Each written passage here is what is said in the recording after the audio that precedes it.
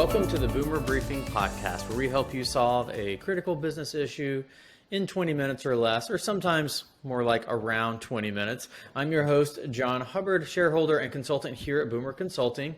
And with me today is Kristen Lollar. Hi, Kristen. Thank you for being on this episode of the podcast. Thanks for having me, Jon. Absolutely.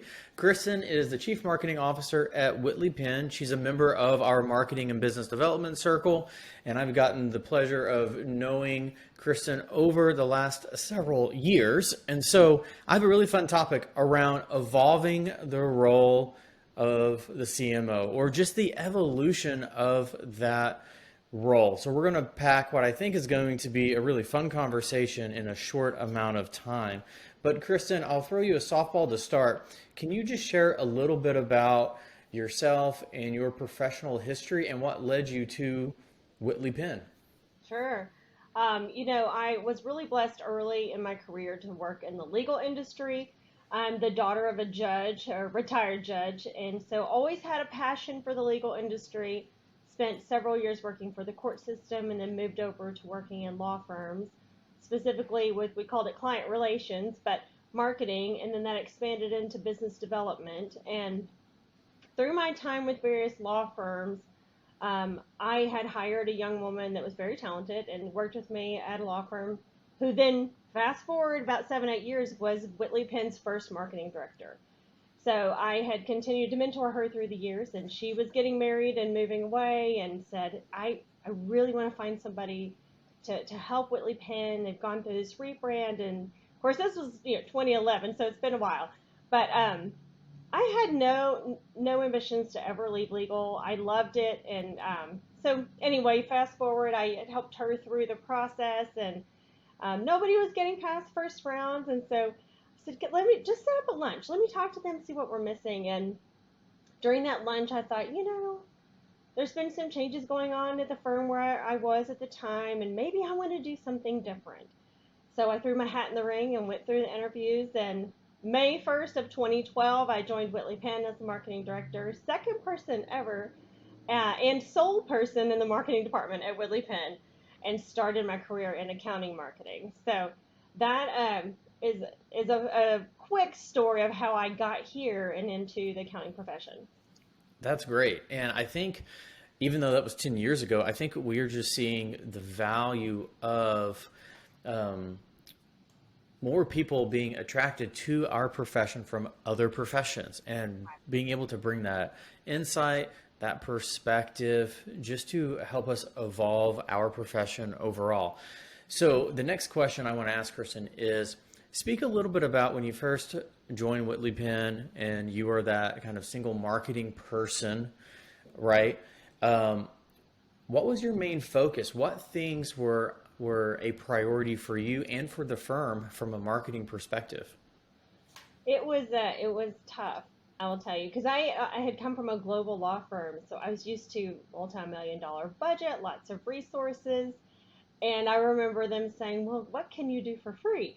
And I just laughed. I thought, they don't understand the value we bring yet. So for me, it was basics. We were doing advertising. It was working with external design groups on those ads and collateral materials. Social media was just starting, and Whitley Penn was not ready for social media at the time. So it took some time to make them believers. But it was really a lot of education, a lot of internal champions. I had to develop those relationships. And I remember a partner very early on, I scheduled all of my meet and greets to talk to them about what I could do and to help them. And I remember a partner asking me, why are you here? Is it like to print name tags or something?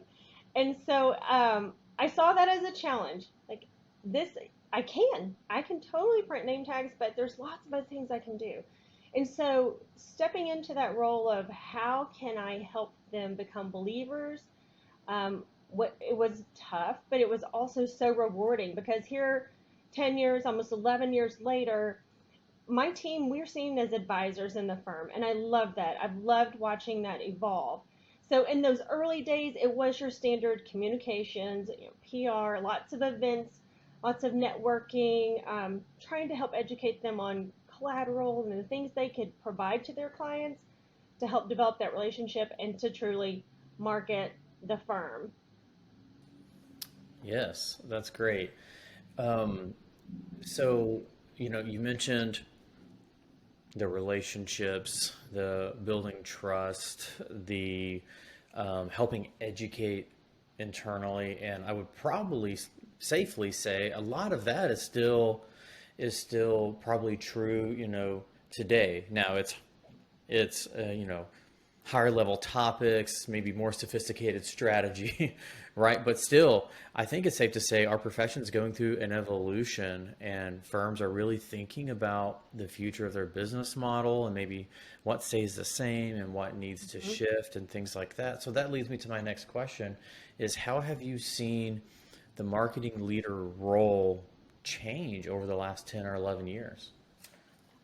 You know, I said that word advisor a minute ago, and I've seen that in our firm for sure. We've gone from being viewed as administrative to advisory, and I love that. Because there are so many different things that we can do to help professionals. And what I love, Whitley Penn has talked about the entrepreneurial spirit, and I love that because it truly is embraced here. And from a marketer standpoint, that's exciting. If they are allowed to develop business and kind of create the opportunity, whatever works for that individual. So I mean, for us, that's over 700 people that we get to work with, and not everyone fits in a box. So I like that challenge. I like being able to take a different approach where you have multiple generations in your firm. Each one is going to approach business differently. So how can you step back, take that broad view, and then put into place the baby steps to lead them along the way and be there to support them, but advising along the way. Feel like the marketing teams are seen where our team is embedded in proposals. So from the touch points through CRM, we can see the communications that they interact through our website. They come to our events. They're reading our thought materials. That we can see the various touch points to when it goes to proposal, and then you see it come in as a win. We're watching the pipeline and the progression. So being able to see something from its infancy all the way through to revenue generation is pretty exciting, and something that 10 years ago I didn't see from a marketing team. Yeah, that's that's really exciting. Um, Speak a little bit about your marketing team today. When you first started, you were kind of the resource. It was all you. And then fast forward to today, it sounds like you have a pretty robust team to help kind of serve the firm. And so can you speak to your marketing team today?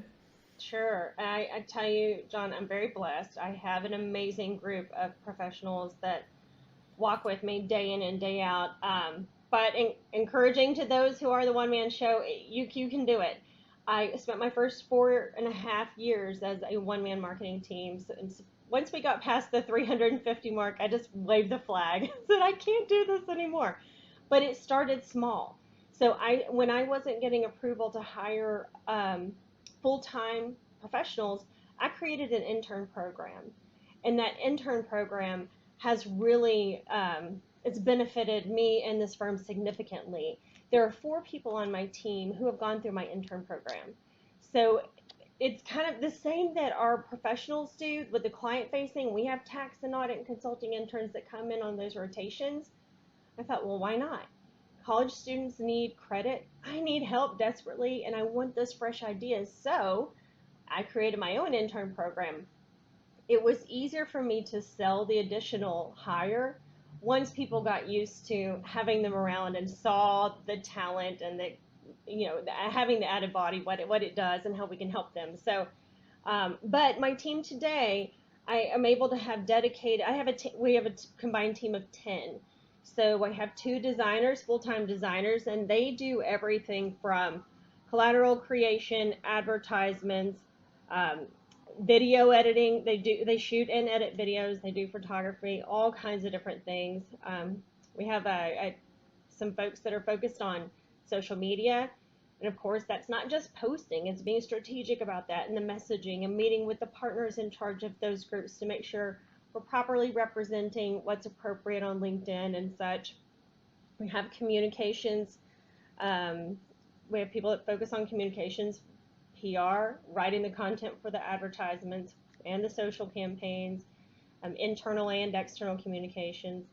And then definitely, like most firms, a digital focus, that works on CRM, websites, intranet, SEO, all of the digital strategy that we're faced with.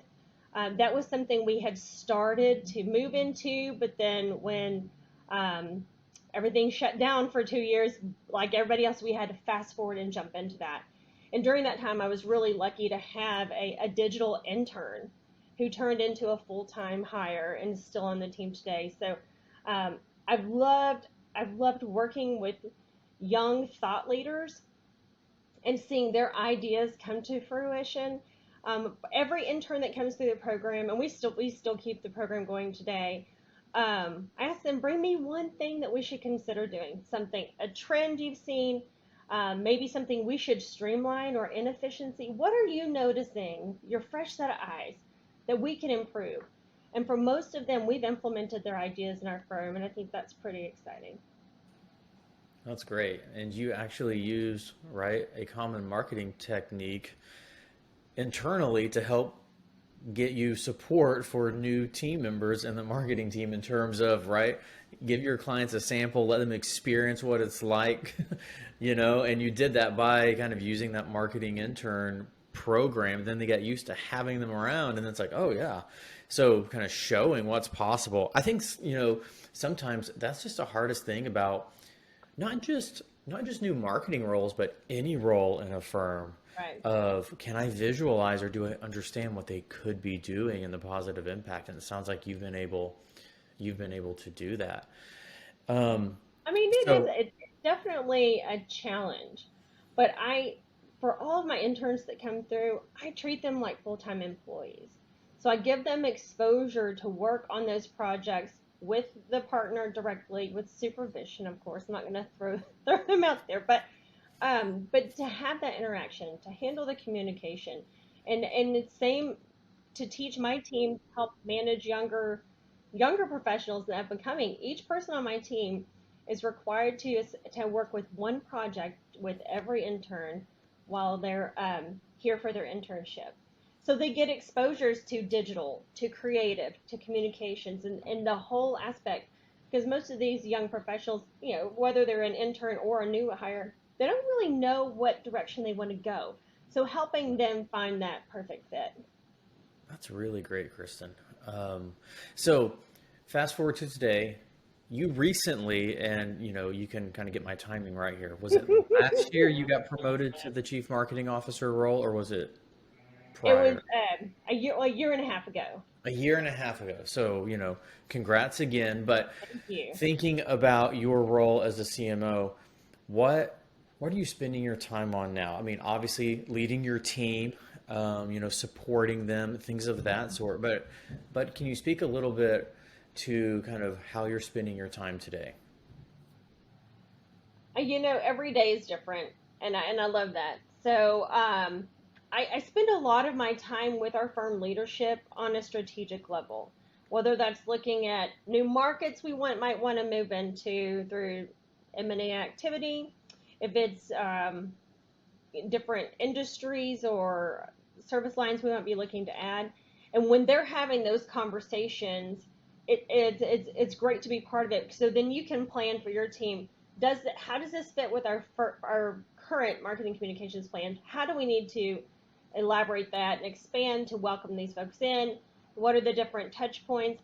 But um, having a wonderful team under me that's very supportive allows me the opportunity to be more strategic and to not be as reactive. I mean, we all go through periods of time where you are just hair on fire, in reactive mode. It's not healthy, and unfortunately, I feel like I was that way for a long time here. But now I have a good team and take some of that pressure off to be able to say, okay, let's think about this. Where do we need to be? How are we going to get there? Do we have the right people on the bus in the right seats?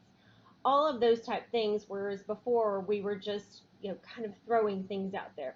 Now we're being very strategic in what we're doing. So working with, partners in charge of different geographic markets and industries of how do we position ourselves to be seen as go-to accounting firms in those markets and in those industries. My firm leadership every year gives me direction on, here's the top 3 to 4 areas we're wanting to see growth. Then I take that back to my team and we come up with a plan.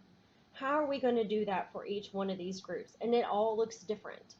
And then we go back and we work with them through the next steps. And if it's not resonating, come back to the drawing board. So it's just kind of back and forth quite a bit. But having that strategic conversation and then being able to implement and plan has really been helpful.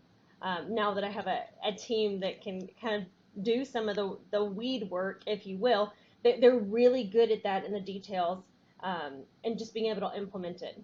It's allowing me to play to everyone else's strengths rather than to trying to be the one size fits all. Yeah, and just being able to be proactive. I know that feeling of spending so much time feeling like you are in, reaction mode. And while good things can happen in that, you kind of always see it would be nice if I could just be a bit more proactive. And so now that you have that team, I love to hear that you're looking into the future, you're helping kind of anticipate where the marketing team is going to be supporting the firm and leading growth. And so that's really and great. along with that, I have loved having the opportunity to get to know the department leaders better, and how can we all be on the same page? So working in tandem with our CIO, technology is running all of our firms. We have to be walking this walk together and being on the same page, and the strategy has to be there so that our systems are integrating and the reporting and the dashboarding is reflective of what we need to do business. And working with our people team, we just have in a revenue team, our finance team, just those leaders being able to be strategic at all levels. It's smart business, and I'm happy we're finally in that point. That's great. And you saying smart business makes me think about smart growth, right? Every firm is trying to say, or trying to figure out how do we grow smarter, not harder. Right? Absolutely. Because what got our firms to where they are today may not be what's going to get us to where we want to be in the future. And largely, I think our teams are telling us that, as a whole. So as you kind of look to the future, Kristen, if you had to make one prediction, it can be small, it could be large in terms of where you see marketing playing a role in the future, that maybe it's just now starting to play a role in the firm today, but you're anticipating it being a larger part of your focus. Anything come to mind for that? I think over the past year or so, you've seen a lot of firms add chief growth officers. Somebody who can strategically focus on growing the business, the accountability of the partners, like what does this look like for the future of the firm? And I see the role of the CMO or the marketing teams in general. We have to work in tandem with them. It's imperative that our message supports their message, whether it's for internal growth, for external growth, that everything that we are doing is going in the same direction with the growth department. We're very blessed to work with our growth department really close. Felix Lozano is our chief growth officer, and we just named a co-chief growth officer, Nathan McCowan, this year, who I've also worked very closely with. And both smart, strategic businessmen, rainmakers, well known in the accounting industry, but they are leading Whitley Penn into the future from a growth perspective. And it's very inspiring for me and for my team. We're used to working with Nathan on the recruiting side, hiring the talent, Felix on the business side. He was our director of audit for many years. But now working with them together in this vision of growth and business development for the future, it's exciting. So along that, there's all the client experience. That goes in tandem with growth. Your business is not going to grow if it's not resonating with your clients. So being more tactical on the marketing side, those touch points, is our message resonating? And just having the analytics to support the needs and then make the adjustments moving forward. So I think you'll continue to see the two groups working very closely in tandem as we move forward. Excellent advice to close out this episode, Kristen. Well, Kristen, thanks for taking a few minutes to chat today. You know, I always love chatting with you. We are very bullish on the role of marketing and the CMO in the accounting profession, which is why I wanted to have Kristen on here. We believe they are an instrumental part of the future of your firm. If you enjoyed the conversation Kristen and I had today, please go ahead and subscribe. We release new episodes every Tuesday morning. Thanks for listening. Thanks, Kristen. Thank you, John.